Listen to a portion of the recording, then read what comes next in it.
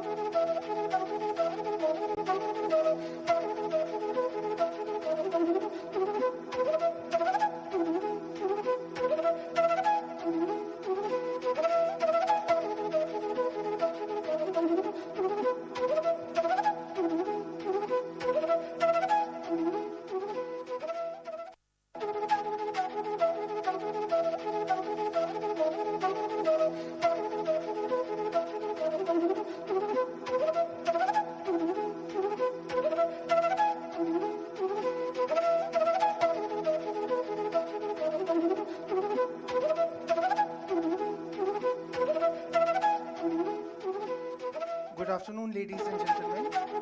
We are just waiting for our member ma'am to arrive.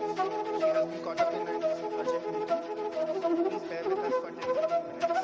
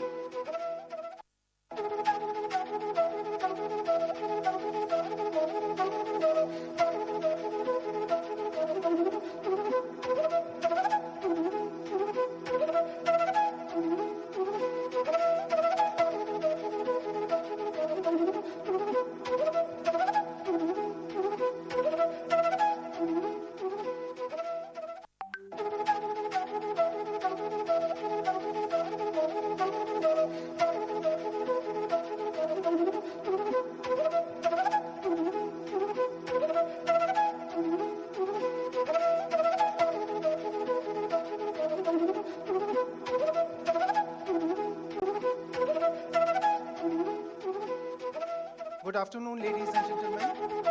The dignitaries are arriving in the hall in next 2 minutes. So I request all of you to kindly switch off your phones or keep it on silent mode, please.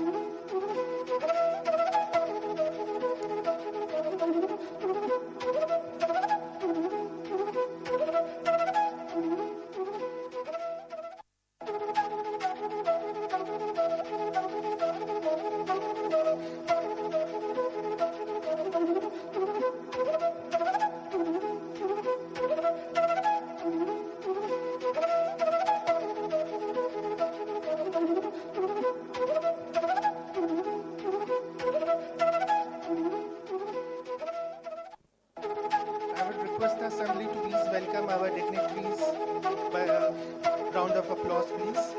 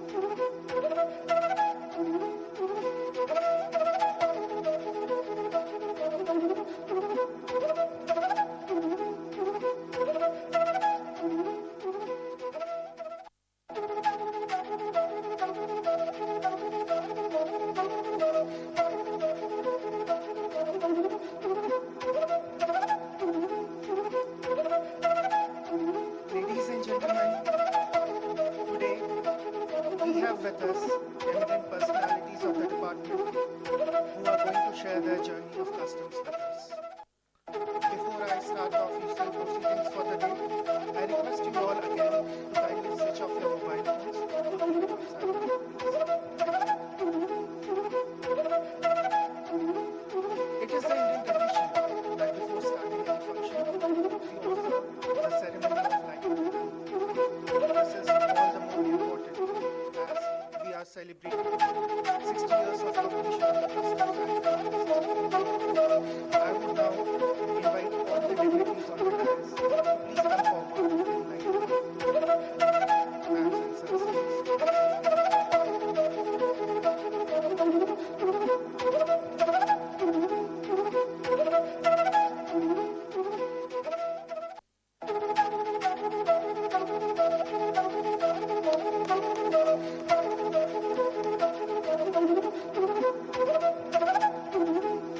सर्वे भवन्तु सुखिनः, सर्वे सन्तु निरामयाः, सर्वे भद्राणि पश्यन्तु, मा कश्चित् दुर्भाग्यः।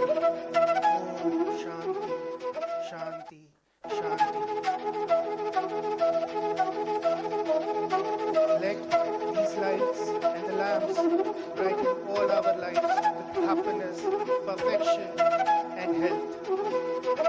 Our prayers to the Almighty keep us all moving ahead in life. Let peace be upon all of us. Thank you, ma'am and sirs.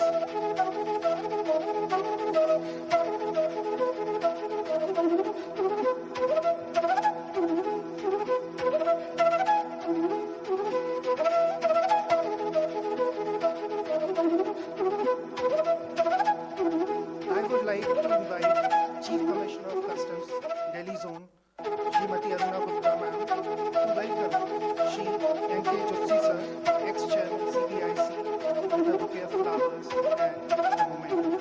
Please.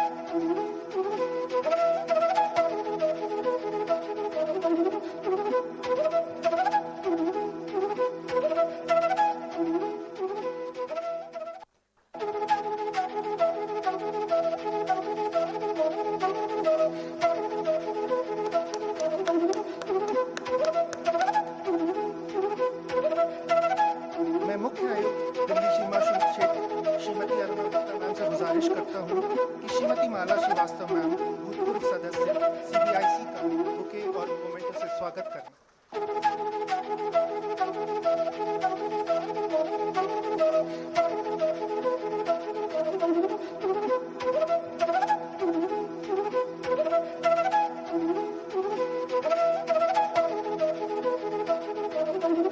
I would like to request Chief Commissioner of Customs Delhi Zone, Srimati Aruna Gupta, to welcome Shri Sandeep Bhatnagar, ex-member CBIC, with a bouquet of flowers and a memento.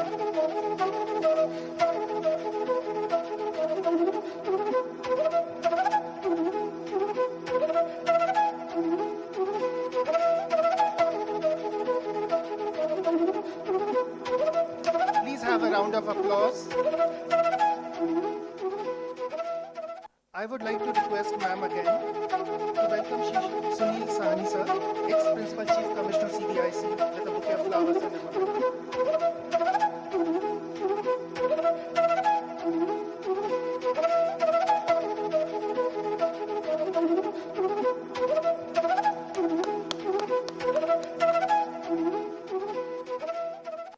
I would now like to request ma'am again to welcome our zonal member, Srimati Veerama Matthew ma'am, with a bouquet of flowers and a memento, please.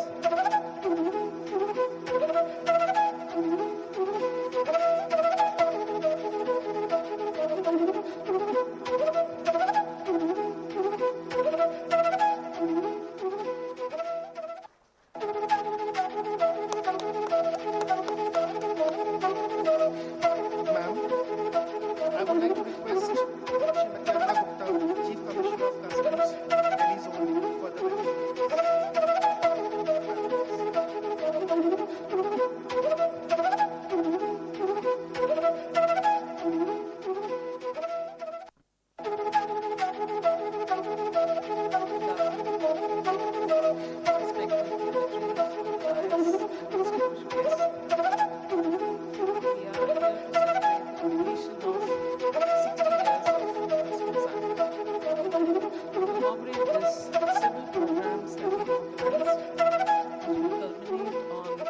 December mark the ratification of the Act.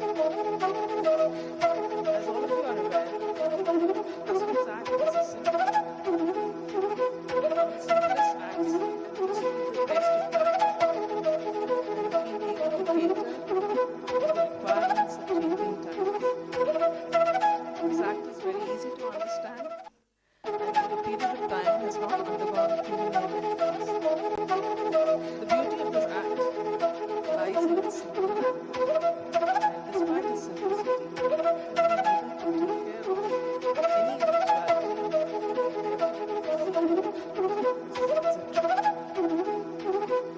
Through the past 60 years, Indian customs has been constantly evolving. We are celebrating to celebrate this achievement, and more importantly, to celebrate it with our seniors who have guided the department along many periods of change and who have contributed tremendously to what the department is today. Celebrating the 60th anniversary would be incomplete without a valuable insight into their experiences in the department. It is imperative to understand the history of the department or the organization to continue to effectively contribute to its development. We hope that the collective experience of the MP speakers today will help us in this regard. We thank them for their immeasurable contribution to the department. With these words, I would like to once again welcome all of you for being present here today. Thank you, Vijay.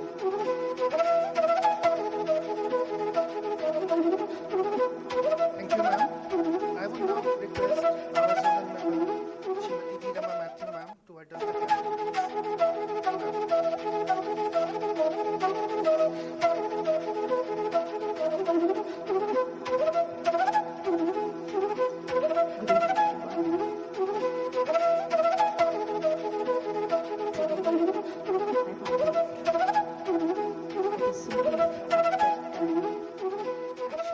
Sharing the dice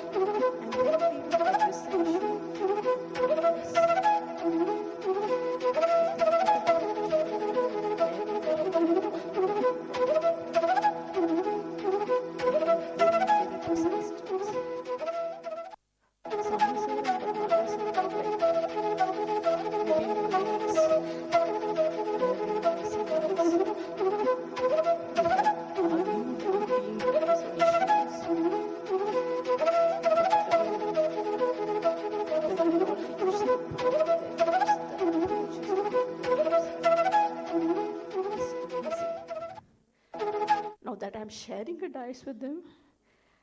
In fact, Aruna first asked me whether I would preside over the function. I said, there's no chance I will do anything of that sort. I will share the dice, for sure, but I will definitely not preside over such a function. So I'm here for that. Now, if you look at where the Customs Act is, where customs is at, when we actually started with the physical bill of entry when we were doing training. And by the time we started working in customs, the physical bill of training of entry had vanished. And you followed the trail of, I don't know whether many of my contemporaries remember, I'm sure quite a few of you remember, when we were taught the trail of the bill of entry through the custom house and the role of each officer. I'm not sure how many officers remain who actually know that concept even. You're so used to it flowing automatically from place to place. I would say that as a department, we have reinvented ourselves multiple times. So we are, frankly speaking, among the most brilliant change managers in government, in a way. But the Customs Act by itself has been such a solid foundation that there have been very few amendments to the Act itself through all these changes. The last major change was piloted by one of the people on the dais, faceless assessment. And we are we're still learning from there. We are moving forward. I would really not like to take away the space for them to reminisce about what they have done here in this department and what they think of where we are headed. So I'll actually keep it brief and stop here. And thank you all. And thank you so much for giving me this opportunity to share this forum. Thank you.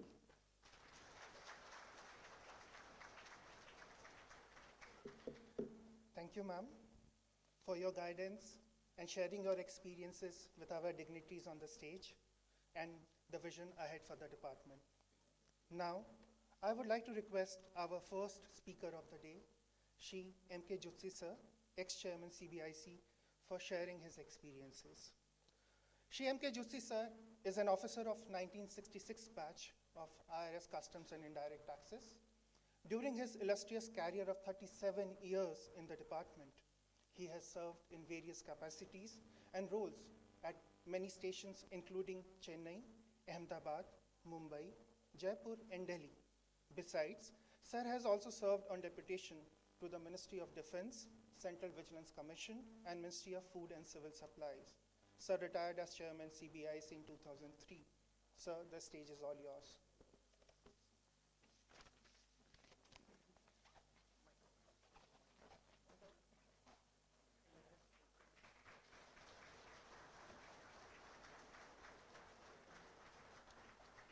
Please welcome sir with a thunderous round of applause.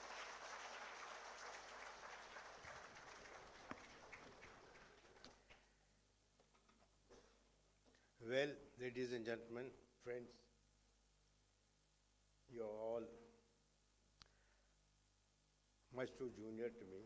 Some of you qualify as younger brothers and sisters, some as sons and daughters. It was 4 years. The act was in place that I joined the service in Calcutta. Ours was the second batch of the civil service, where the general training was split between Mussoorie and the department. And since there was not enough accommodation in Mussoorie, some of the central services were put what was called as second general training, which used to start in February rather than the June in which we started the service. So I was one of them. Ours was a very small batch, unlike our previous batch 65, or our following batch 67. We were just 14.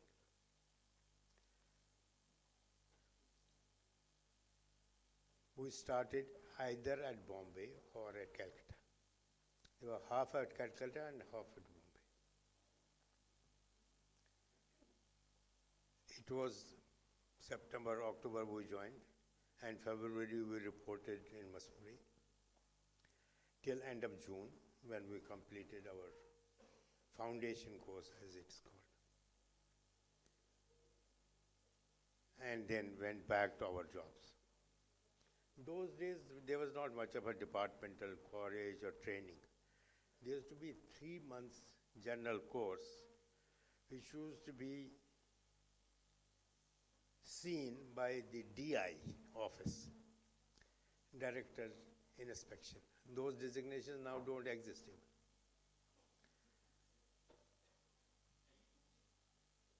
And he used to take us from place to place, and we were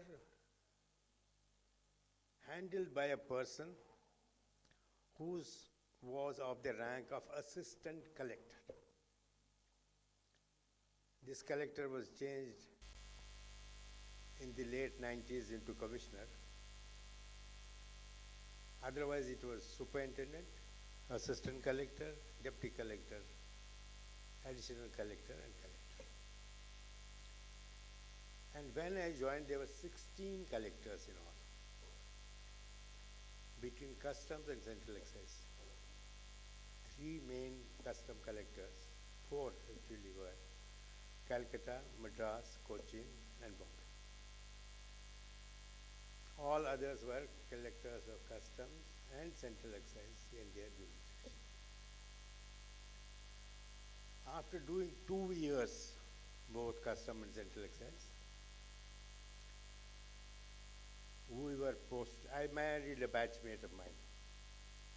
First time the batchmates married. It was a marriage made in Mussoorie. I am from Kashmir and she is from South, Udupi.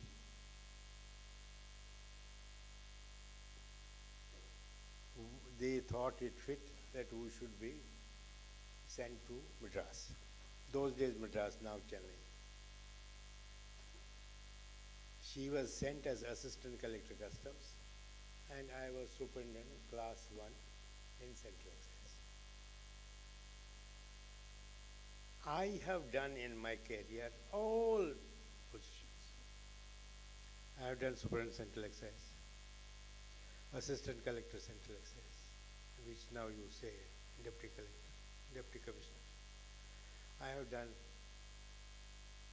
assistant collectors customs, deputy collector customs, additional collector customs. Then I was in a general list of deputationists and was sent to Defense Ministry. I was Under Secretary, Air Force. I used to look after the Air Force airborne equipment purchase, Air Force budget. In fact, the Air Force budget was the budget of the HAL, Hindustan Aircraft Limited. They didn't have their own budget. They were working on whatever is in the custom provided for the customs, for the Air Force. After doing that for 3 years, we were sent to Ahmedabad.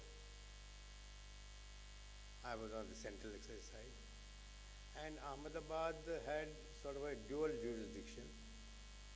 Ahmedabad Collector Customs had no jurisdiction on central excise except in Saurashtra,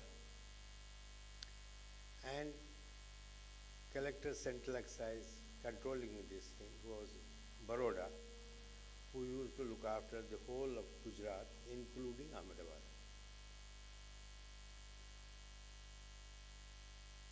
While there, I was put in the main list, in the general list, you know, the servants, the appointments, as director, and sent to Vigilance Commission. I did nearly four years, 3 months. It was a 5 year job. And then suddenly an order was issued, and I was posted as Collector Customs, Delhi. Nobody knew me or had heard of me, those working in the collectorate. I replaced my batchmate, and everybody asked me, "कहाँ था?" तो भाई तुम लोग इसको नहीं जानते हो, ये हमारे सर्विस का है, ये साउथ में था. Anyway, I did that job for 3 years, and I was immediately sent as Joint Secretary Food and Civil Supplies. Coming back to the department after completing 5 years, chairman was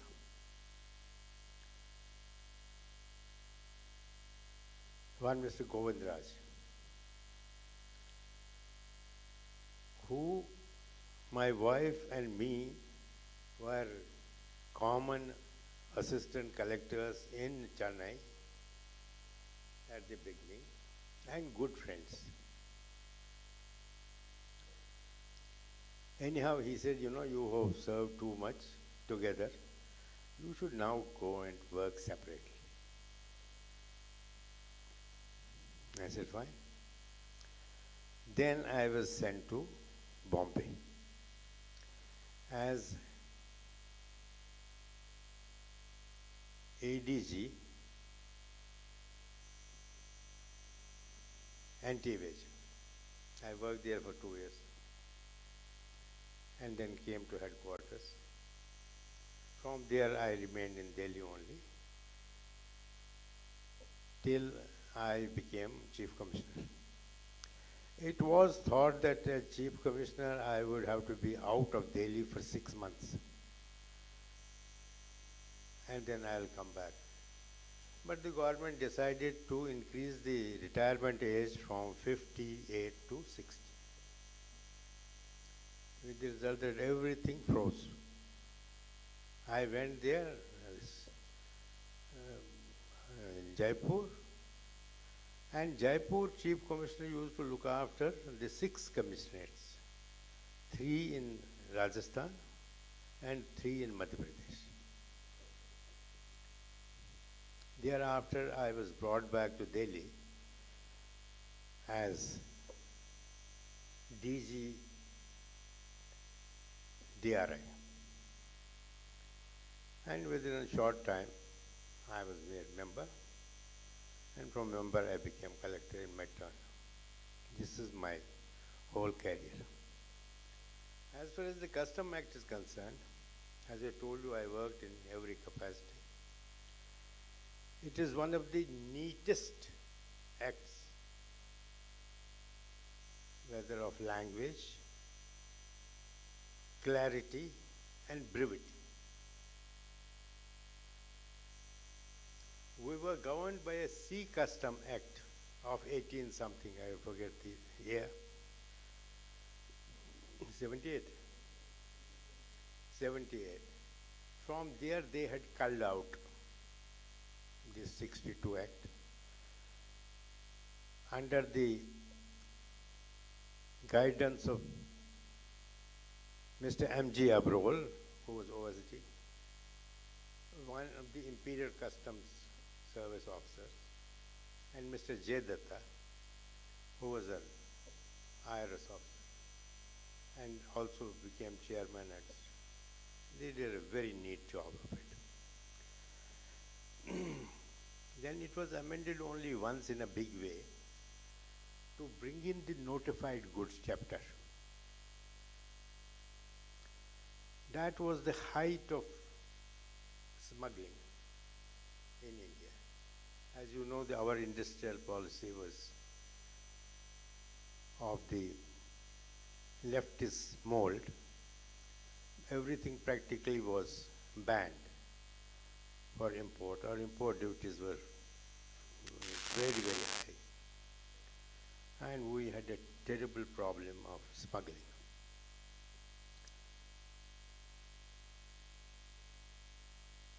But since 91, when we relaxed our industrial policy, and gradually, stopped all these rigors and all that, Custom Act administration became very easy. I remember when I was Collector Customs, the personal allowance for a passenger coming was 1250, and people were grumbling that it should be increased and all. Plus, you could get a carton of cigarette and one bottle of whiskey.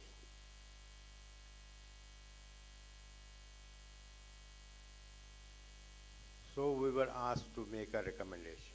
A committee was formed. I was one of the members of that. And this committee recommended that we should enhance this to 2,000 rupees. But it should be once a year, in a year. In one trip, he should get 2,000, and if he makes further trips, it should be then 250 those trips each.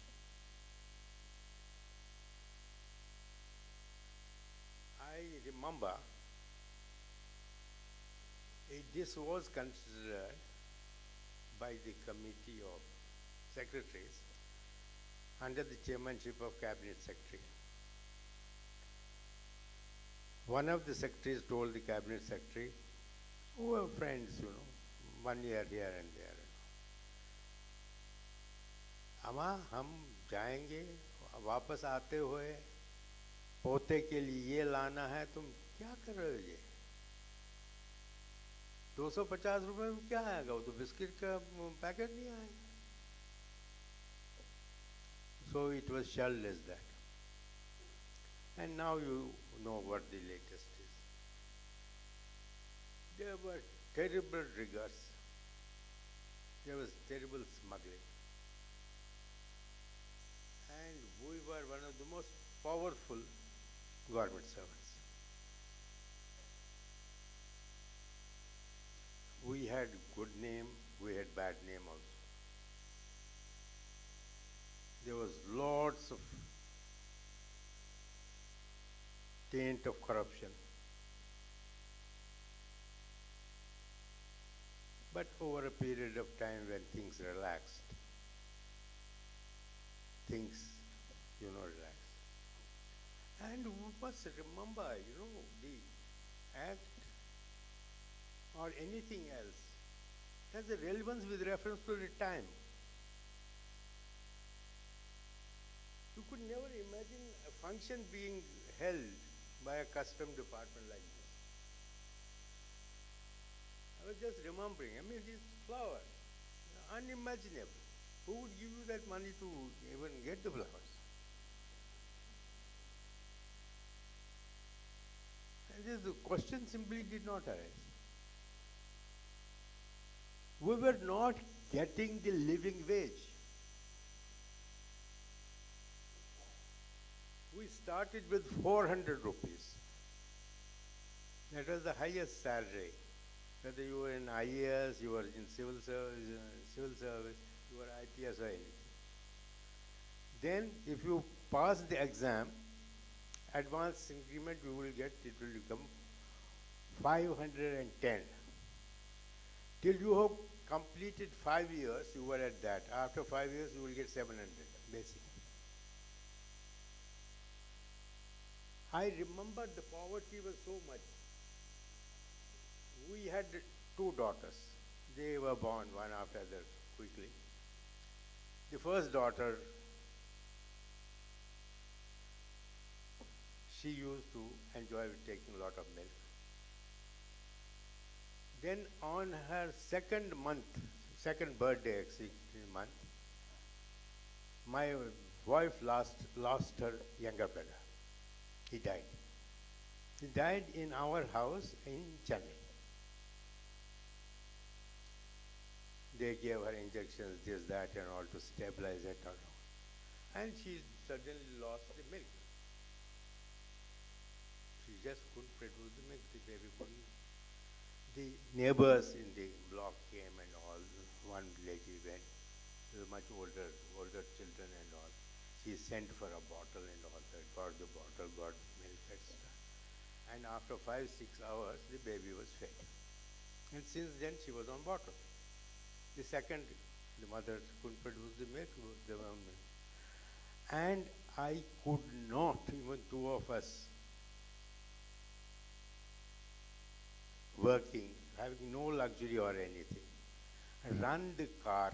There was no money for petrol.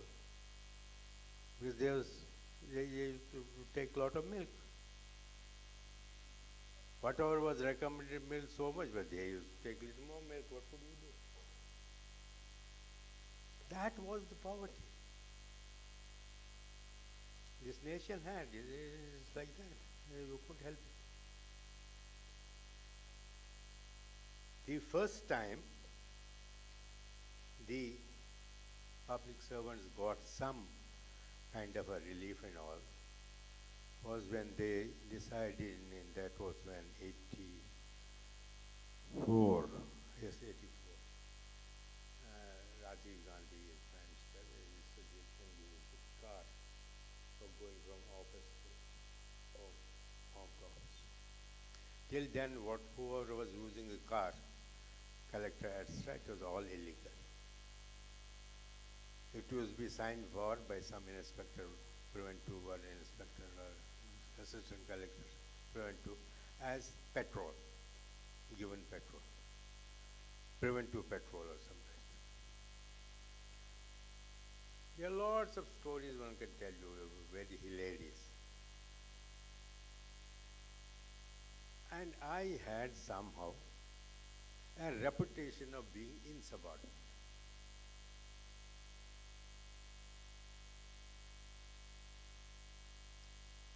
Boss wanted a car. Most welcome, sir. Division, you have a car. But I would insist you sign the logbook. Well, as he was expecting, it will be written by themselves as preventive work. So, over a period of time, he says 1 minute more, but I have not talked of the Custom Act at all. Because there are lots of stories one can say about one's more hilarious and all I can tell you, that is a wonderful service. Really, I am not joking when I say that. We have done wonderful work. And we have earned the name here in India and abroad, uniformly, wherever we have gone. And we are highly respected as a customs service.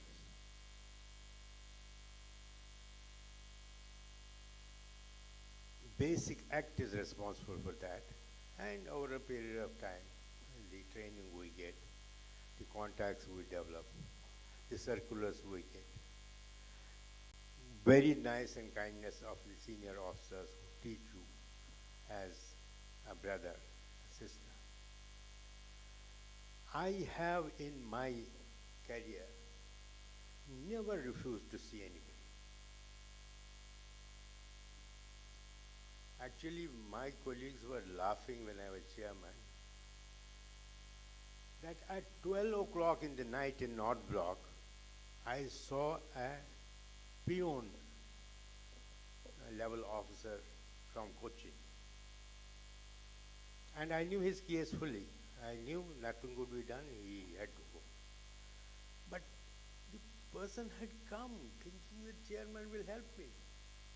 What will it cost me? Another 15-20 minutes to be here. I sat quietly, heard it, and it made his day and maybe gave him some satisfaction later in life. So all I can tell you apart from what you learn about the Custom Act is two things. One, be polite. When you sit in that chair, politeness is very important. And two, don't refuse to see me. Whether it's a visitor or it is your colleague. Hear the person. You cannot always help any person.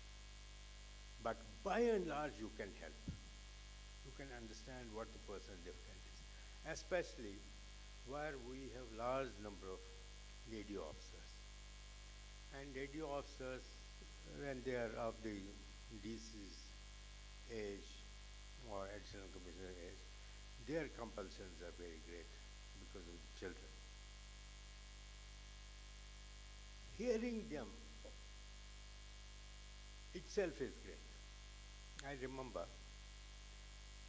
I'll take one more minute over following this time. I'll just take 1 minute. There was a question of whether there should be 5 days a week, 5 weeks days a week work. That means Friday and Saturday should be closed. This was going on for quite some time, and then suddenly one order came, Government of India, 5 days. I had then left the Vigilance Commission and come as Collector Customs, but I was on their panel for training the officers. So one such session I had gone there, and new CVC had joined. So his secretary told me as I was going to that lecture, he says, sir, he wants to see you. When you come back, please stay back, and he wants you to have a cup of tea with him. So I finished the lecture, I went to him and all. He talked of this, that and all.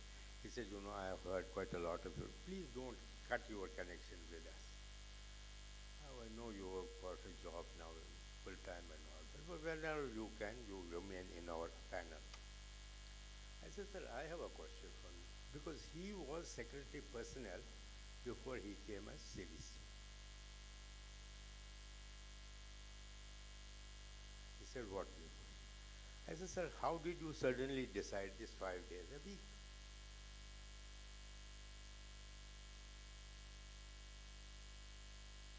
He says, how are you interested? I said, I will tell you why I am interested, but you tell me how did you come to this? He says, it was a sudden thing. I had sent a file to the Prime Minister, that is Mr. Rajiv Gandhi, about a vigilance case against a secretary level officer. He had written, please speak. Then after 2 days, his message came, he wants to see you. So thinking that he was going to talk on this subject, I went, took the MOS log with me and briefed him what the case is, and then we went there. He says, suddenly, the Prime Minister says, we must have 5 days working week. It's a bolt from the blue. This is not the point before consideration at all. The file, God knows where it is, how long it is, what is dead in it. Then he said, why do you ask? I said, sir, we had an officer, Mr. Ramaswamy, who was a joint secretary ultimately in the personnel. But we knew him very well because he had served in our board for a long time. He had told me that this case had been examined number of times, including if the ladies, we have this time to this time, what will happen to ladies, how transport will work, DTC will work and all that. What will be the expenditure on flights, this, that, everything and all. Then there was a case written, somebody, that if you put a 5 days week for government servants will look at class apart. Because in India, people work 7 days a week. As a shopkeeper, laborer, or anybody. Private sector. And suddenly you make government 5 days a week, it will look a thing apart. Mrs. Gandhi as Prime Minister had underlined this portion and rejected it. Then what was the argument now given that made it acceptable? He said, but we didn't know this. Mr. Rajiv Gandhi used to take decisions like this, and this is what happened. So God bless you all. You will find a lot of people who ramble like me in the old age, some interesting, some not interesting. But whatever it is, I wish you best of luck. Thank you.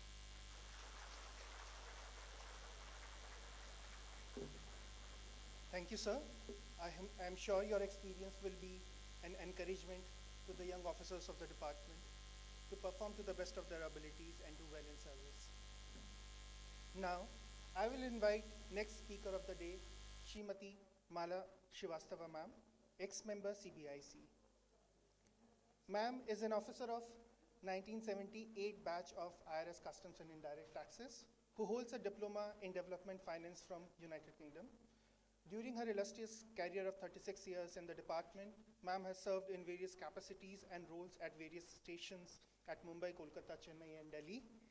Ma'am, as her tenure as member customs, has played a pivotal role in extension of 24/7 customs operation at all major ports, airport, ICDs, and moving towards the single window system, as well as implementation of advanced passenger information system. Ma'am has participated in a number of conferences under WCO, UNODC, and bilateral conferences in the field of customs and narcotics. Ma'am was awarded Presidential Award for Distinguished Services in the year 2001 and retired as member CBIC later on. Ma'am, stage is all yours, please.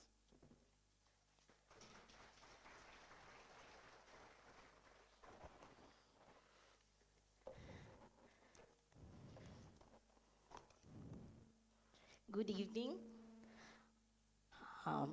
Mrs. Rama Matthews, member CBIC, my esteemed senior Mr. Zuchi, Mr. Bhatnagar, Mr. Soni, members of the customs fraternity on the other side of the dais, and all my former colleagues, a very good evening.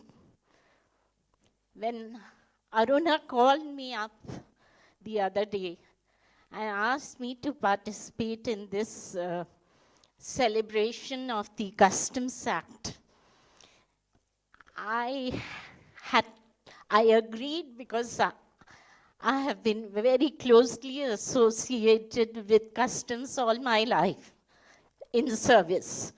But I had left off customs in 2014 when I retired. And I became a member in a bank board. And so I had to do a lot of learning of the banking procedure. And in the process, the customs gradually faded out. So I came with a lot of notings. So I don't think I'd like to take too much time, but I would like to facilitate all of us who have been associated and have been administering the Customs Act on 60 years of its completion. I think Mr. Zuchi just told us that how Mr. Abrol and Mr. J. Datta worked to write this act by culling out sections from the Sea Customs Act. We need to pay our tribute to them for this beautifully written act. So we need to actually applaud this act itself, which has been the backbone of customs administration for ever since it was enacted.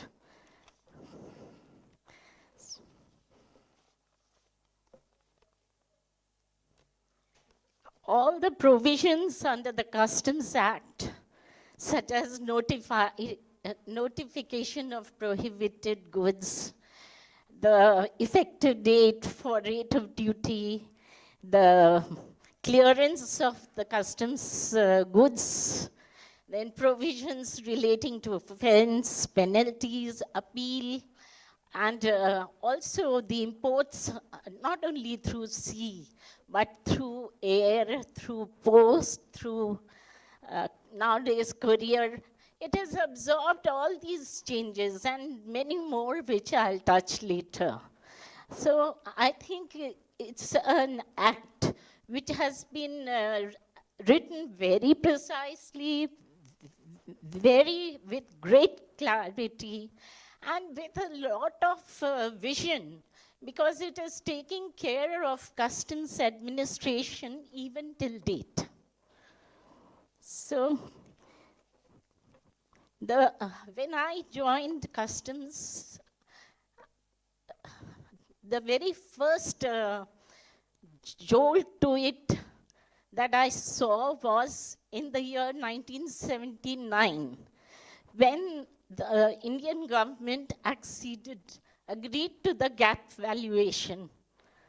And overnight, after the suitable amendment of the Customs Act, the notional value on which we were assessing the goods was changed to an assessment based on transaction value. Now, people in the field hardly knew what is the difference between notional value and transaction value. There was I was in Kolkata Custom House, there was a furore there, because valuation of goods was always an issue, and undervaluation was rampant. And earlier, on the basis of notional value, we would enforce loading of the value, and importers, traders, custom house agents all agreed to the loading by writing something on the back of the bill of entry, and mostly we didn't have to issue adjudication orders. But now the loading had to be done on the basis of first rejection of the transaction value, and then we had to find out comparable invoices of identical or similar goods, and there were so many rules which we had to follow under gap valuation, deductive method, computive method, next method, any method. But to do all this, we didn't have that kind of evidence. And over and above that, we would always have guidelines from DRI that valuation of such and such goods should not be below this level. So it was the GATT valuation versus our own guidelines. And gradually, of course, the importers became very vocal, and we had to issue orders. We were holding training sessions for assistant commissioners, including myself, as to how to issue an order. Because if you just issued an order saying on the basis of current imports, it is noticed that the value is less, that would be just set aside. So it was a great effort, but gradually both the traders, importers, and the customs officers learned the art and craft of GATT valuation, and we could somehow, find a way out.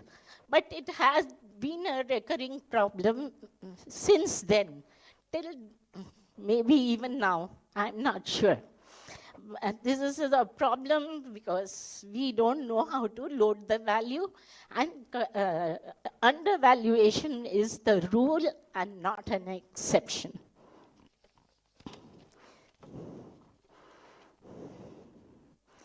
Then came the computerization of customs around 1980s. Again, I was in Kolkata Custom House. It created another resentment. All the staff were thinking they'll lose their job. So there was just a lot of agitation against that. But somehow it settled down. The Act and the 13-14 customs appraising manuals remained, which was a good solace to our officers, and everything settled down.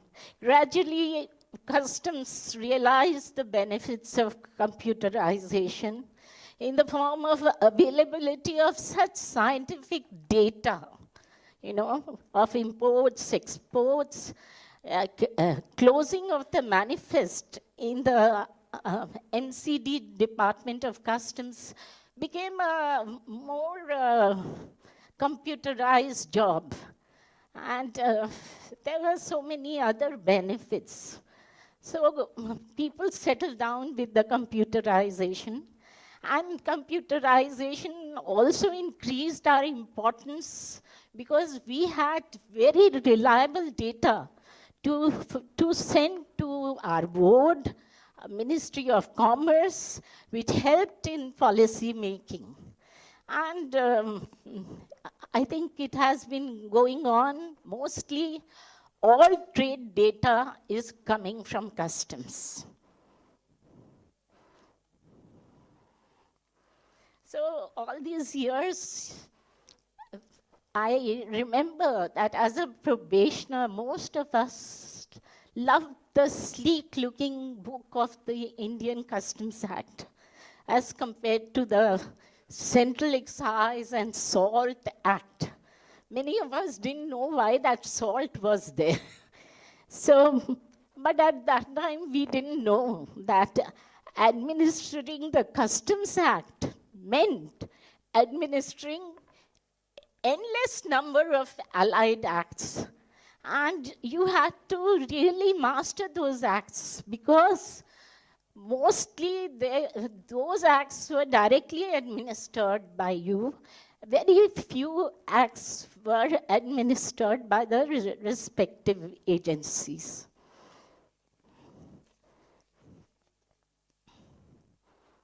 So when I got my first posting in customs in Mumbai Custom House, and my erstwhile excise commissioner, Sri H.M. Singh, had also become commissioner of customs in Mumbai.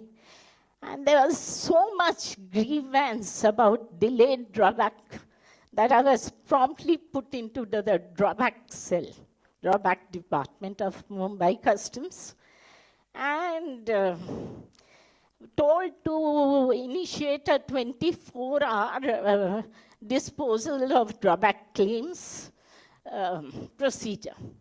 So the drawback directorate under Mr. P.N. Malhotra and my own commissioner, both known as hard taskmasters, we did initiate the procedure, but I had to give a daily tally of pending drawback bills, pending for grant of drawback. And my commissioner would not accept any pendency beyond single-digit pendency.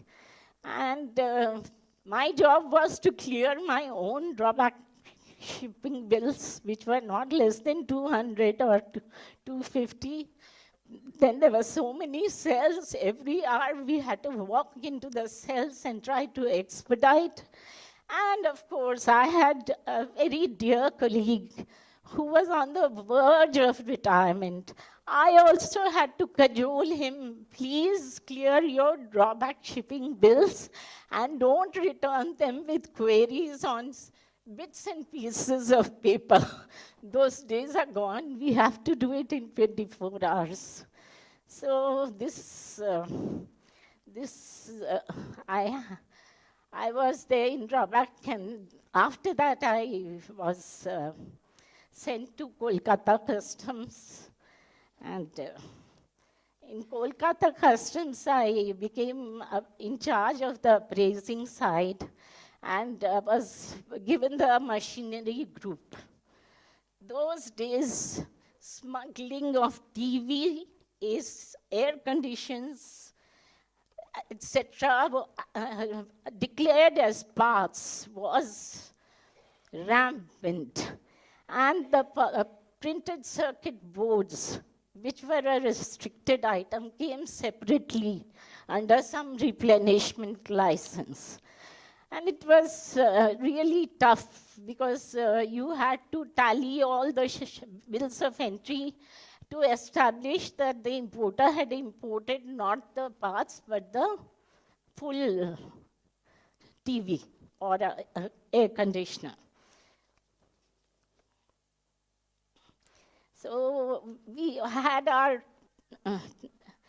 also always the issue of valuation was dangling between GATT valuation and DRI guidelines. So I just want to give you a picture of Custom House appraising hall as it looked those days. The whole hall was full of people, far away from the faceless assessment where we have reached today. And poor appraisers, no air conditioning in the appraising hall. Each appraiser was surrounded by 20, 30 members of the trade. And in that, he had to deal with at least 30, 40, 50, God knows how many bills of entry. Each bill of entry would have at least 20 to 40 replenishment licenses. And their small values had to be deducted, debited to cover the whole consignment. And after all these checks, I mean, it's not easy doing that job the whole day. And then the bills of entry would land up into our tables. We were assistant commissioners. We had to keep on signing, but we could not have signed without examining or some checks. So each of us had our own individual risk management system because it was impossible to see each bill of entry and each license and each certificate. And luckily, I didn't make any mistake. But if your RMS failed, the risk was yours, nobody else. So that was the way we worked in the custom house those days. After that, my next assignment was in Nhava Sheva. And I myself was afraid because I had heard so many stories of Nhava Sheva. And Nhava Sheva those days was not like now. It was, the whole import was one commissionerate. And we had this migration problem. Chennai Customs was migrating, and Nhava Sheva migration was like, everyone was afraid that the system would crash and we would not succeed. But Chennai experience taught us that the big things were handled properly by the systems directorate, and it was mostly the configuration of equipments and systems in the CFS, CHA's offices that failed. So we got an audit done and it worked. Our migration was very smooth.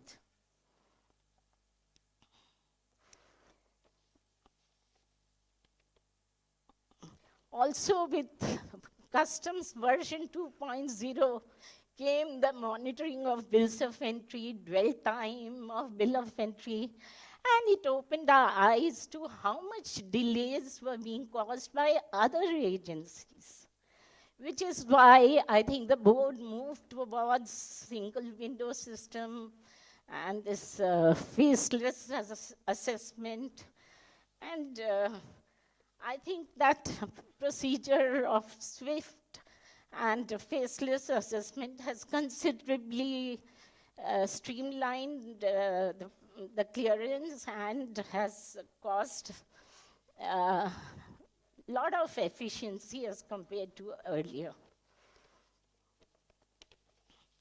So, just to conclude, I don't have much time. I would just narrate one or two interesting situations which we daily met in Navashiva. And subsequently, I was there in Chennai Customs. There also, every day there was a drama. So, one episode in Navashiva, I remember the ship capsized in the Indian territorial waters close to Navashiva. So all the cargoes, most of it was floating around in the sea. And we had to take a call, marine preventive.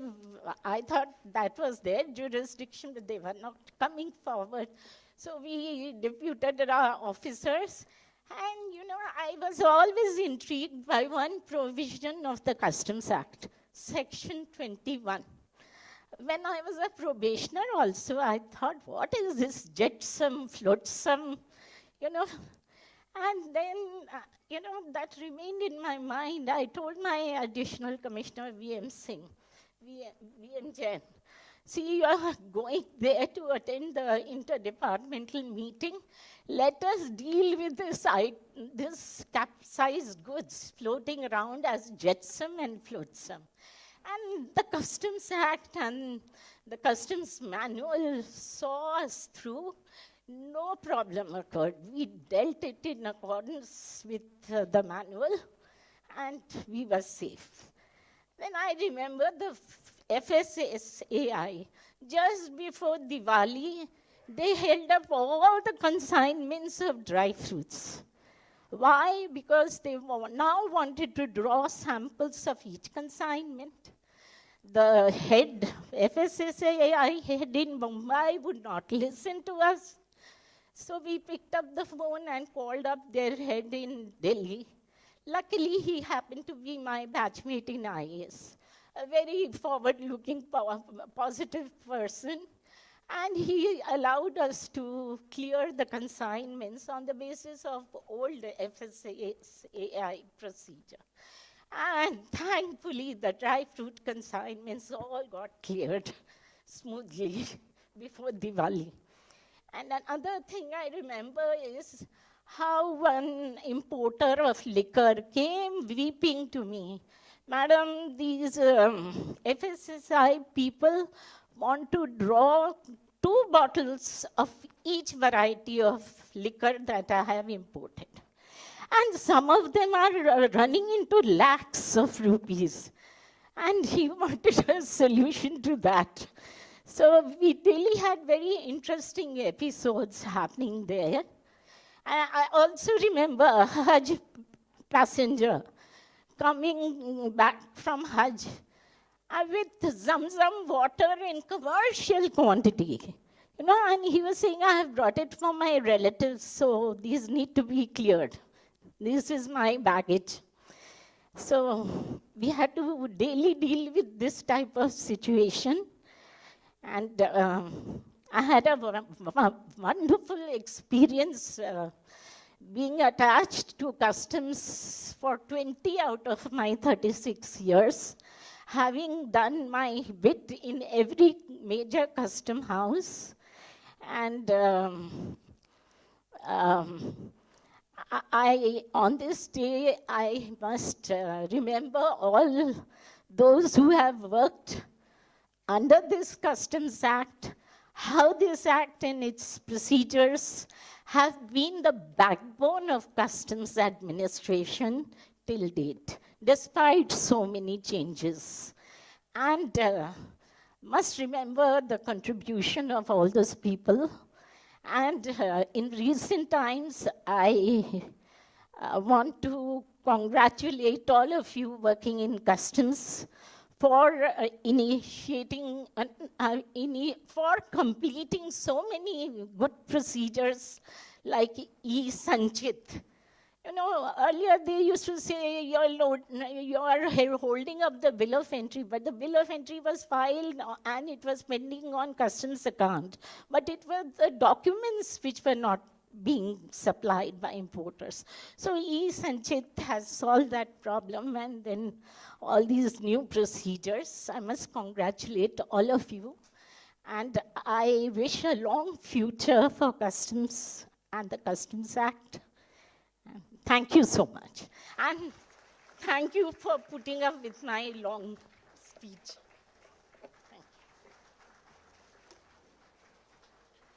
Thank you, ma'am. We assure you that we will try to follow the path shown by you. Now, I would like to invite the third speaker of the day, Shri Sandeep Bhatnagar, ex-member CBIC. Sir is an officer of 1984 batch of IRS Customs and Indirect Taxes.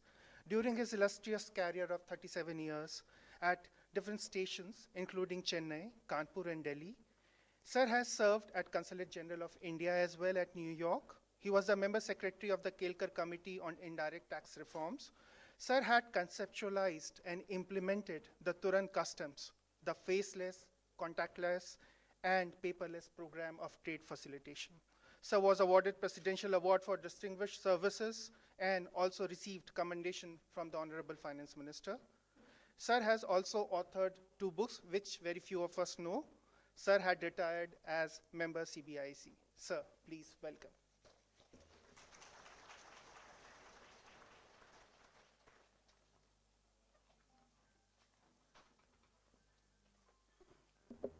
Thank you for the introduction. And I'm very curious about your statement that nobody knows about my books. I'm going to ask about that later on. So, good evening, everyone. You know, it's a real proud moment for me to be here sharing the dais with people I've looked up to throughout my life. Mr. Joshi, chairman of the service. In fact, I still find it very odd when someone refers to him as the ex-chairman, because even when he was a collector, we always treated him as a chairman. Mr. Joshi, I have actually had the privilege of working with him, and you know, the boldest officer, and his voice is naturally bold, though I can vouch for it that his actions are even bolder. In fact, many times I would be crossing his room and hear his voice from, you know, coming out from inside, and I would think some poor guy's had it today. He's getting a great firing. But most of the times, you know, when I would peer inside, in all probability, he was actually appreciating that officer. And of course, Madam Mala Srivastav, she was my immediate boss. When I was JS Customs, she was member Customs. The present member of the board, Rama, we worked closely together for donkey's years. And of course, Aruna. And I can't forget Sunil, or he's going to fire me since he's been firing me since 1984. Because we are good friends and batchmates. So I'm really very pleased that, you know, you invited me for this function. And of course, there are other reasons also why I'm happy. One of them is that when I was JS Customs, we celebrated the 50th year of the Customs Act. A postage stamp was released. And so it's very nice to be associated with that program, and of course now today, the 60th year. And I think the third reason, if I can confess to you, is because retirement deprives you of one thing. You guys may not relate to it because you are the younger lot, but post-retirement I realized the one thing it deprives you of is a captive audience. And luckily, you know, to some extent I've got a captive audience today. So I'm feeling very happy about that. Anyway, I won't keep you for too long. And Aruna, if I cross 4 minutes, do yell out and I'll stop. I, as already said, joined in '84. This was my first job.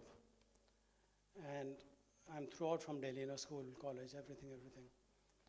So in those days of innocence, when they asked us for our options, I gave Delhi, Meerut, and Jaipur. The idea was to stick on to Delhi, and I was promptly posted to Bombay. So in that regard, I think, I tried to change the board when I was a member. In that regard, I'm not sure I succeeded. So be very careful of the options you give, because something opposite may happen. Anyway, landed at Bombay Customs. And it was a blessing in disguise, because that sort of shaped my entire career. It gave me the confidence, having worked in Bombay Customs, to handle any situation.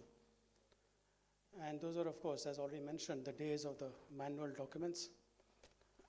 As AC Exports, I would be signing 4 copies of the shipping bill. And essentially, it was a Sipahi standing by my side who just turned the pages.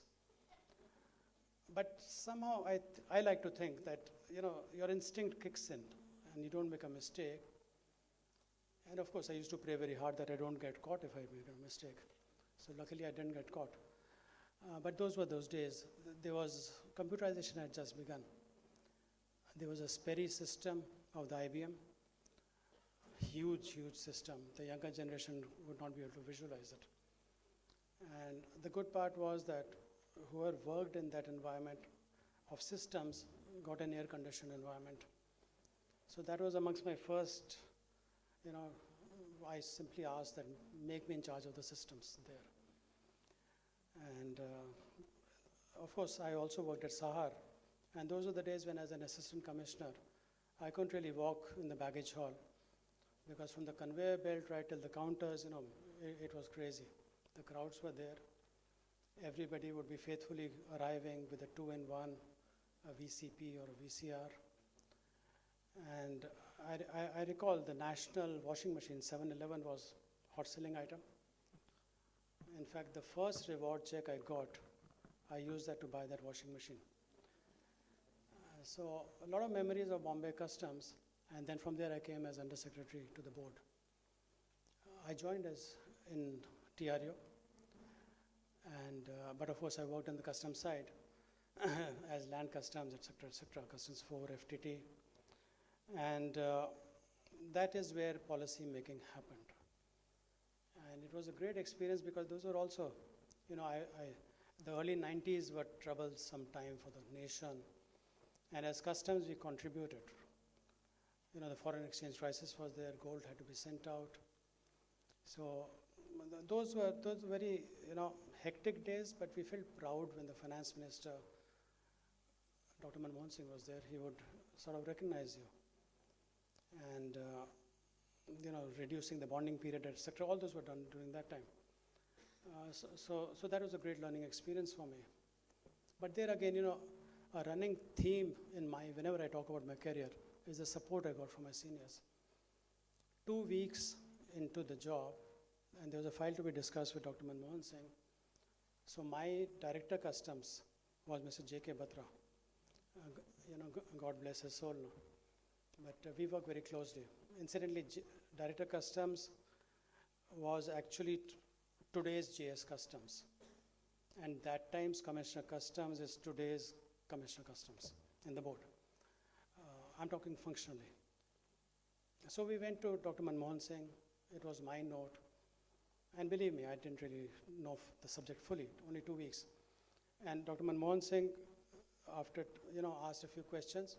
And I think after the second question or third question, Mr. Batra said, "Sir, Sandeep will answer you, because this is his note." Honestly, it was the most frightening experience.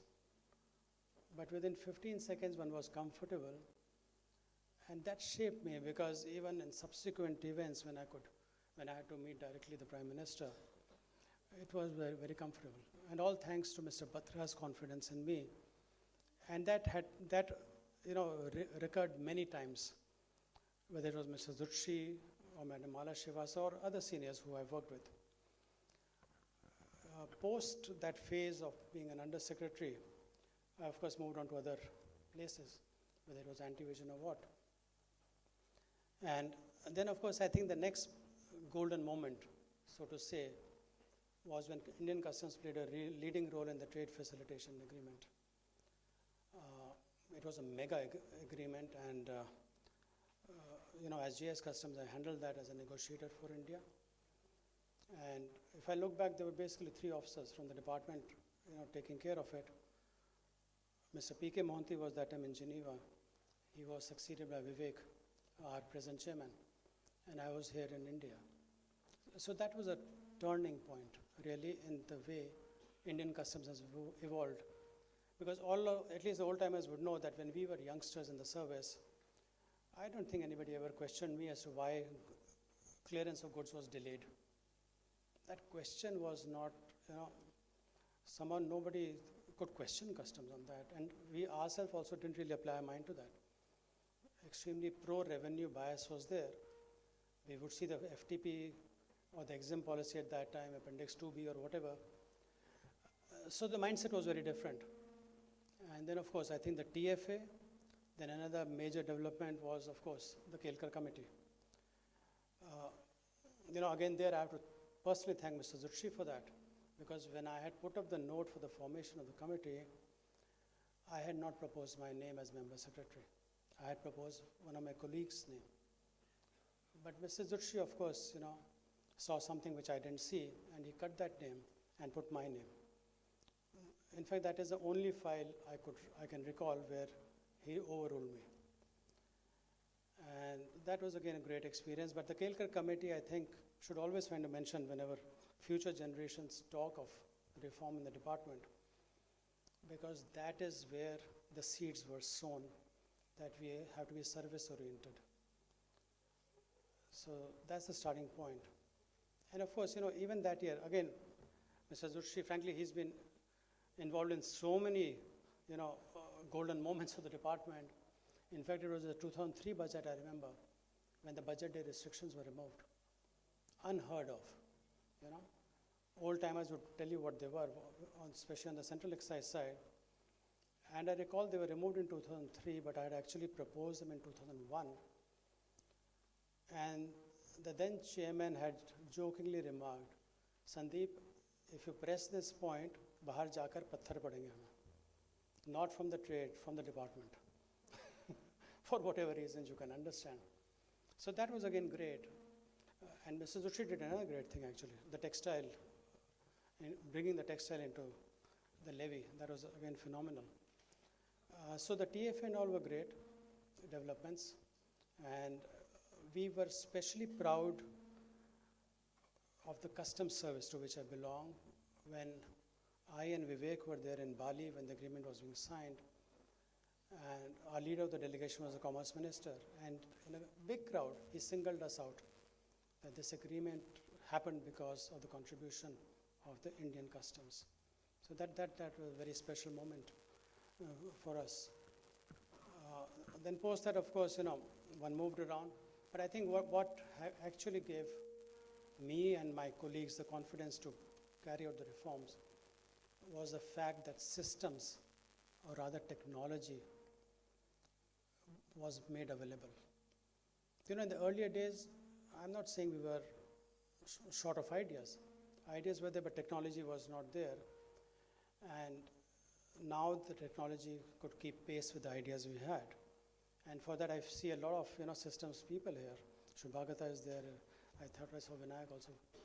A lot of systems people are here. Vijay is, of course, there. So technology has enabled us to, actually not only aspire, but to achieve our dreams. The single window, SWIFT, etc., and the faceless, contactless, and paperless programs are all enabled by technology. And with technology, what's happened is, again, our mindset has changed now completely. We are more service-oriented. In fact, if I can say jokingly, had Vijay, I can see him here. Vijay, you'll agree with me. Had you attempted a TRS in the early days, you would have been booted out. But now the TRS is a reality. But it only shows that we are all the time as a department keen to find out areas where we can improve. So all in all, it's been a great journey. The mindset has changed. And while, I'm talking about the past, I know it for a fact that the best is yet to come. Because I see it in all your faces, You have the drive. And as I got the support from my seniors, I'm sure you're getting the same support from your seniors. The only even on the globally, we have been always playing a leading role in global customs. There are certain programs which have been partly implemented, but you'll see them unfolding. I think data exchange, which we started with Maldives, is a major initiative, because it always sort of puzzled me as to why we can have exchange of information between direct tax sites, or rather on the financial side, but not on the customs side. There are definitely issues involved. I don't know whether the G20 is a platform for that, but that's an agenda item which we had proposed from CBIC, and it got approved that during our presidency of the G20 will take it forward, because I can quite see the future that one administration's bill of entry would be the other one's shipping bill, and vice versa. So I think I'll just sum up like this, that in my 36 years and I think 10 months of service, a lot has happened. Change is inevitable. But I think as officers of this extremely prestigious service, we owe it to the government, we owe it to ourselves to think of the next big thing. I don't know if you guys have read the book, but it's The One Big Thing. Please read it if you get the opportunity. Focus on the next big thing. Technology will support you. You have to think out of the box. Most of the programs which we are talking about now, I think are, seniors who retired earlier would not be able to think, yeah. I don't know, you're supposed to yell. She's sending me a slip. Anyway, so I'll just conclude by once again thanking everybody for, calling me here. And this is an opportunity for us, this Customs Day celebration, to revisit, to rededicate, and I'm quite sure that from outside, I will look back on all your achievements with a sense of pride. Thank you so much.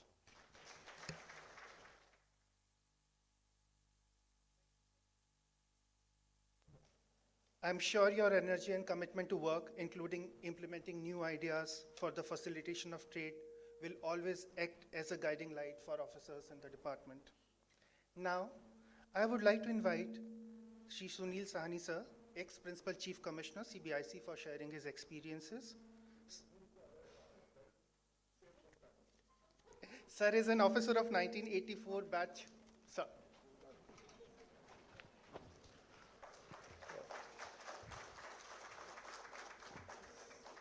See,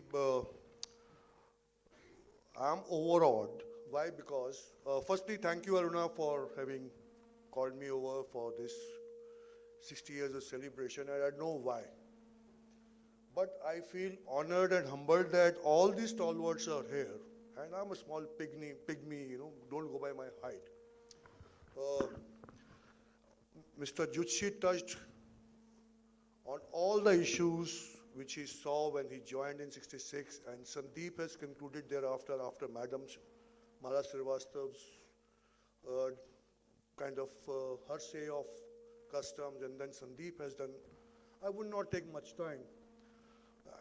Frankly, I've already been warned that guys will walk out if you take. You see, we joined in, me and Sandeep, we joined in 84 together, and this Customs Act was just about 22 years old then. And now we are retired at the age of 16, still going very strong. So as Chairman Mr. Jutshi mentioned, it's a very robust act. But what we need to also think is that this robustness or the, what you call a very well-written code came drawing our experience from the past acts which got consolidated.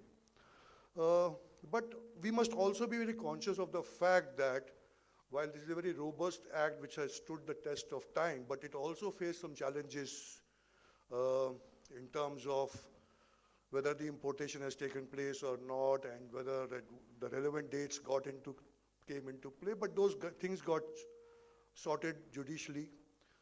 Luckily, the legislator intent was very clear. But of late, the kind of amendments which this act is being, I'm not even getting into valuation because that will always remain a vulnerability. Certain proper officers became improper, and then we had to make them proper officers retrospectively. I mean, these things I thought maybe we had settled it long back, and maybe these reactions of certain court judgments and how we kind of try to come around them. Probably, I mean, to my mind, I think maybe those amendments were not done in the manner in which we could have become more proper, or properly having done the amendment. So, I mean, that for these small glitches, I think the Customs Act has been holding in good stead.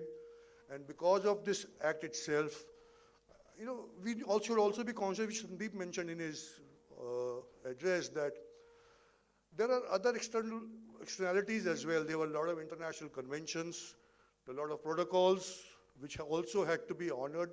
So we had a lot of rules and regulations to take care of those conventions and protocols. So we had to be aware of even of those. And Sandeep very briefly mentioned about the TFA. I must compliment him for his own personal kind of effort in that. But you see, the TRS came very late, but as individual officers, nothing prevented us from, you know, kind of looking at our own dwell time in cargo, which these things came much later.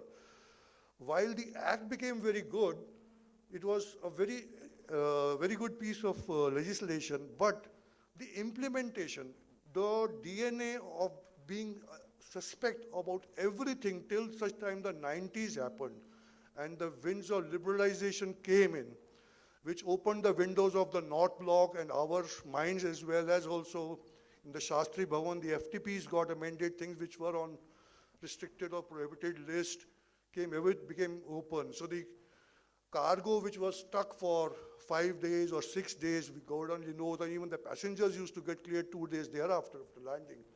So from those times, the consciousness started, and the import duties, which were earlier used to be considered the major source of revenue, every budget we would increase, but post-liberalization, the tariff walls started getting dismantled, and we had a beneficial regime of taxation, so to speak, because we had our GATT or WTO commitments as well.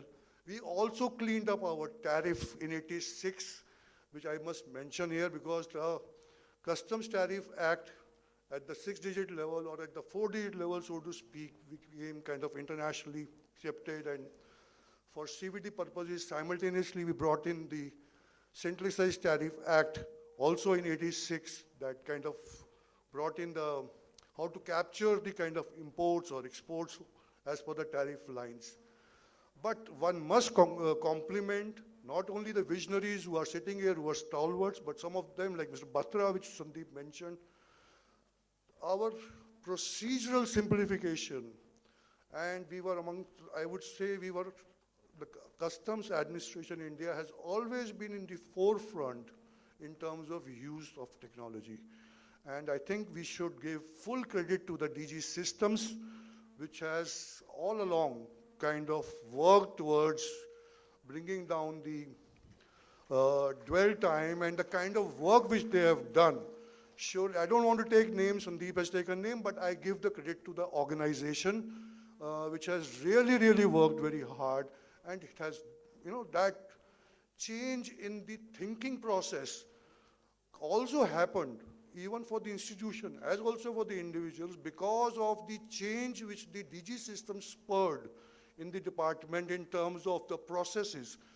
I mean, from multicolored bills of entry, I don't even want to name the colors of the bills of entry, which we saw for a while before, I mean, the EDIs and the other things started, to get the ICS into play.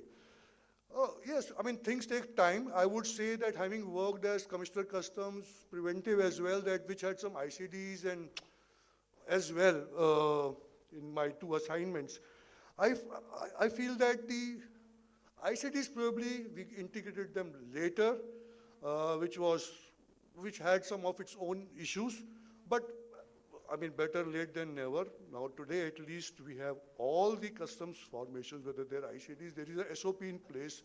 You can't allow a new ICD to start unless there is a systems in place. So these are the improvements which happened. So outlying ICDs, remote ICDs, I mean, these are things, it was not just the ports. We brought the ports, dry ports, close to the place of business. So customs was always live to the demand of the industry, the ease of doing business, all these things. I think we should be all proud, and I'm more proud because I sat today in the galaxy of the officers who are here, and seeing the young officers who are going to take this department way forward. But one small thought, Rama, I would like to leave with you before I close down. For future. That thought, which has always engaged my mind, and I have kind of flagged it up with my other superiors as well, that why should a customs preventive formation be also having ICDs? Do the role of a facilitator while performing enforcement. So I think this is one thought I would leave it for you, Rama, to kind of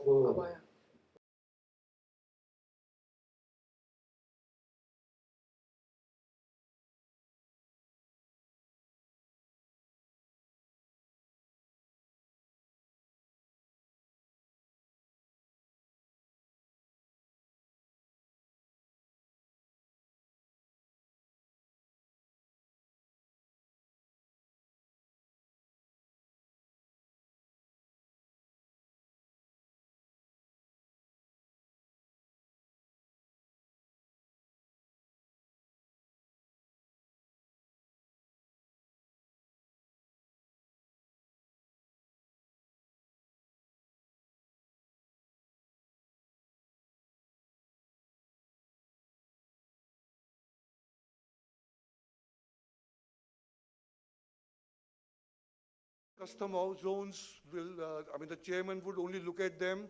You would hold the commissioners or chief commissioners conference. The DRI would hold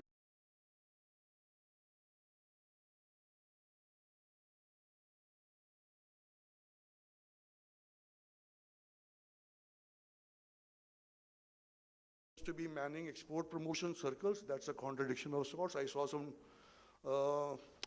Rahman's picture the other day inaugurating some export promotion circle somewhere. I don't remember. So, these are the contradictions I thought, whether if they are really contradictions of a sort. Maybe to me it appears. But thanks a lot, Aruna and Sanjay, once again for having given me this opportunity to have sat there with the stalwarts and to have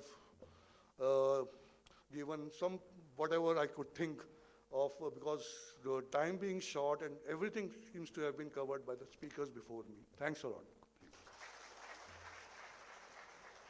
Thank you, sir.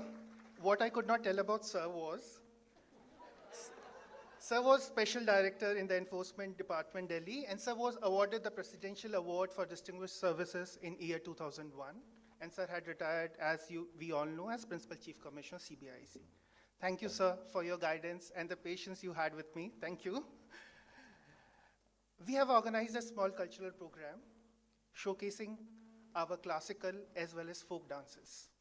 Various artists will be performing these dance forms put together by Dr. Anu Sinha, who is a well-known figure in this field. I would request our dignitaries on the dais to kindly proceed ahead and take their seats in the auditorium, please. The cultural program will then start with an invocation of Lord Ganesha.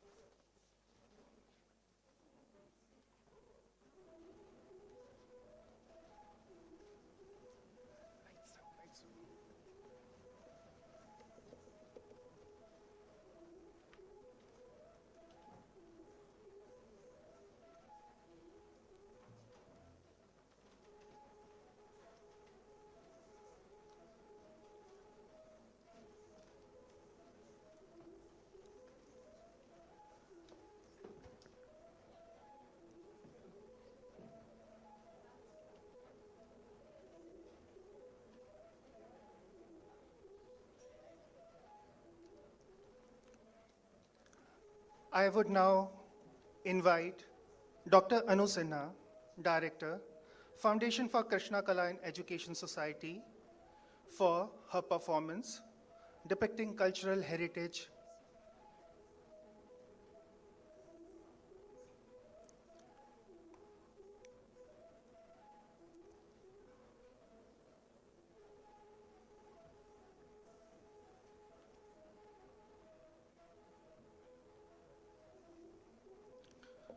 Through her various dance forms like Bharatnatyam, Kuchipudi, Odissi, Mohiniyattam, Kathak, Kalbelia, and Garba. Now, please enjoy these performances. Thank you.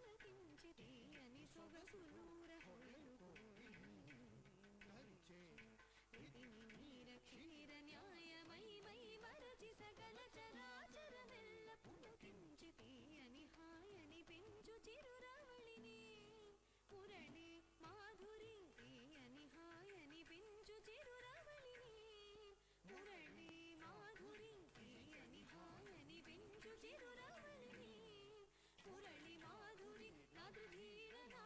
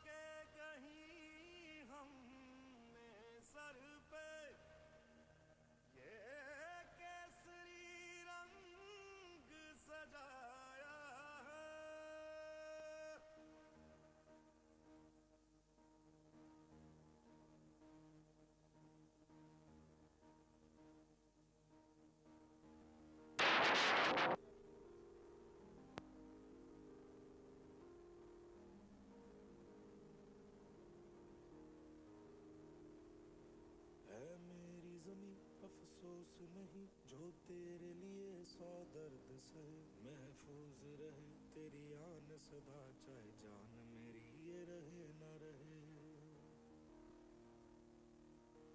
मेरी ज़मीं महबूब मेरी मेरी नस नस में तेरा इश्क बहे फीका ना पड़े कभी रंग तेरा जिस्मों से निकल के खून कहे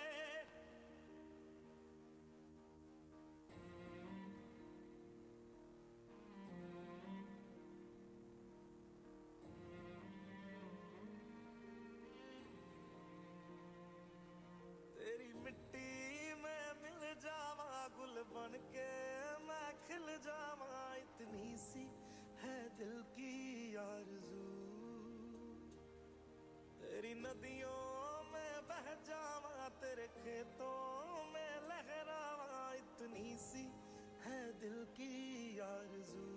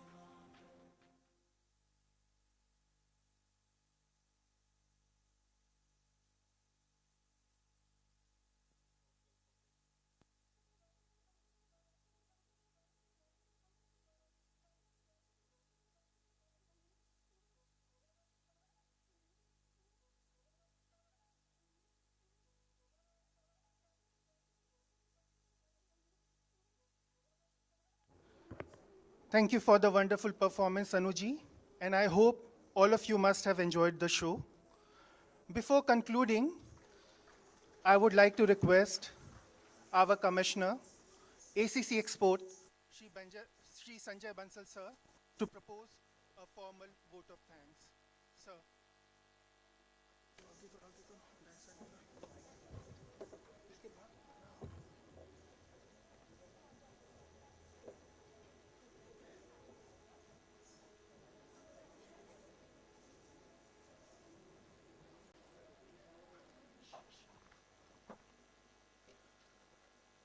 It's an honor and great pleasure for me to propose a vote of thanks on this occasion.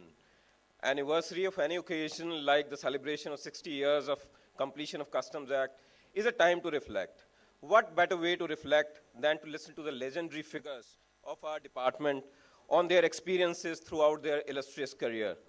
I've had the personal experience of working with Shri Sandeep Bhatnagar, who has been very methodical in his approach and has always thought out of the box. Faceless assessment is one such thinking which has changed the rules of the games. I remember he used to say, whenever any problem used to come, he used to say, get the facts of the case right, and the solution will follow on its own.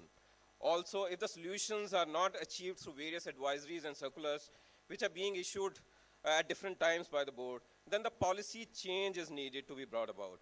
Adjudication discipline through amendment in the Customs Act is one such policy change which has brought about time-bound adjudication proceedings, leading to better compliances and recoveries.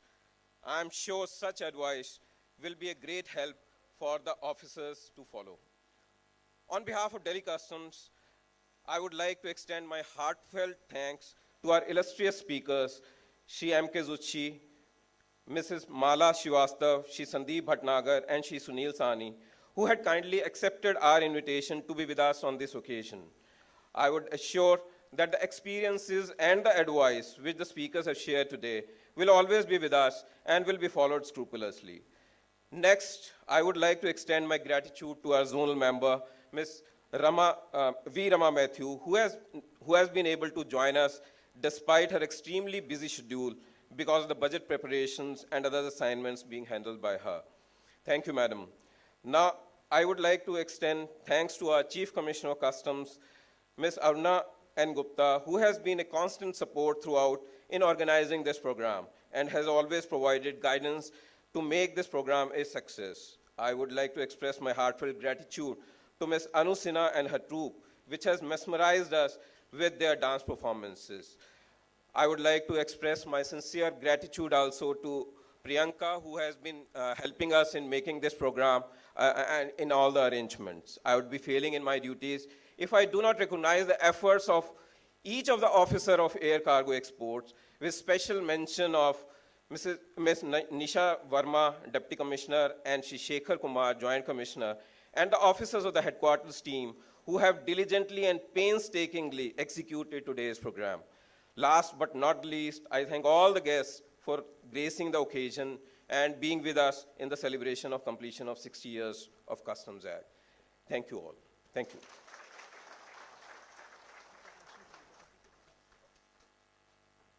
I would just request Dr. Anu Sinha, Dr. Nisha Rani, and Srimati Shruti Barwa to please come on the stage.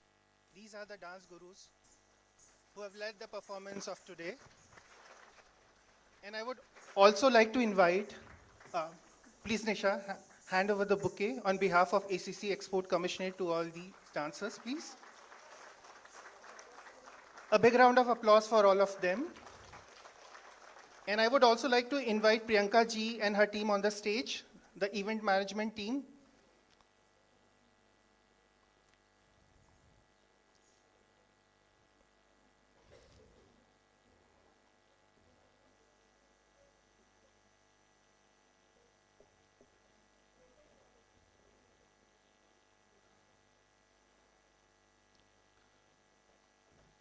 Priyanka ji and her team,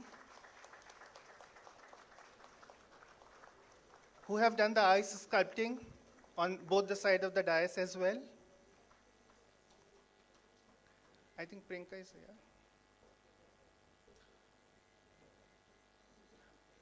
Nisha, Priyanka ji is here, along with Iftikhar ji.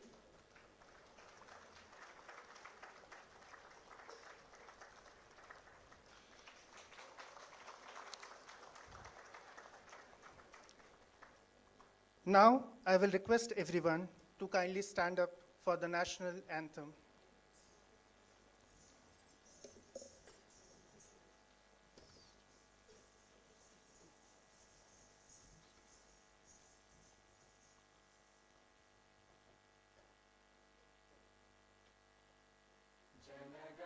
Manadinayak Jaya He Bharat Bhagya Vidhata Punjab Sindh Gujarat Maratha Dravid Utkal Banga Vindhya Himachal Yamuna Ganga Uchchal Jaladhi Taranga Tab Shubh Naame Jage Tab Shubh Ashish Mange Gaye Tab Jaya Gatha Janagana Mangaladayak Jaya He Bharat Bhagya Vidhata Jaya He Jaya He Jaya He Jaya Jaya Jaya Jaya He. आप सभी का धन्यवाद. I will request everyone to take their seats now so that the dignitaries can first proceed ahead for the high